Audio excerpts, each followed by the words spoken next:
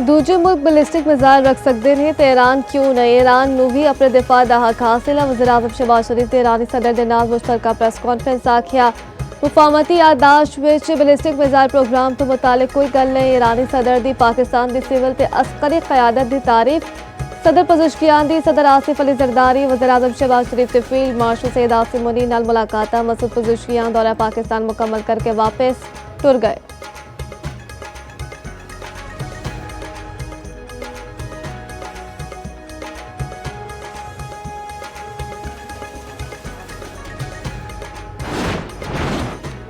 अमरीकी ऐवान नुमाइंदगान के बाद सैनेट विच भी ईरान के खिलाफ फौजी कार्रवाई रोकन की करारदाद मंजूर।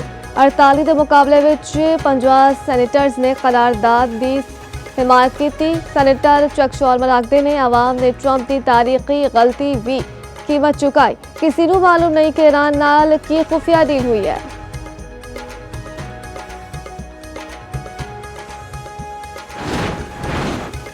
अमरीकी सदर डोनाल्ड ट्रंप आखते ने ईरान ने जौहरी हथियार ना रखने उत्ते इतफाक किया है। IAEA मुआयनाकार मुनासिब वेले उत्ते ईरान विच दाखिल होंगे।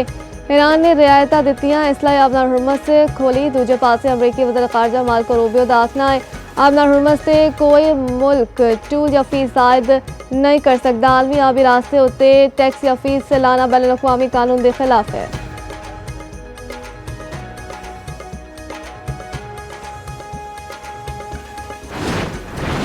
इस्लामाबाद के H9 सस्ता बाजार में खौफनाक आतिश जद गई। 380 तो वध दुकाना ते स्टॉल सड़ गए। अग उत्ते काबू पा लिया गया। कोई जानी नुकसान नहीं होया। अग कपड़ियां के स्टॉल विच लगी करोड़ां दा नुकसान।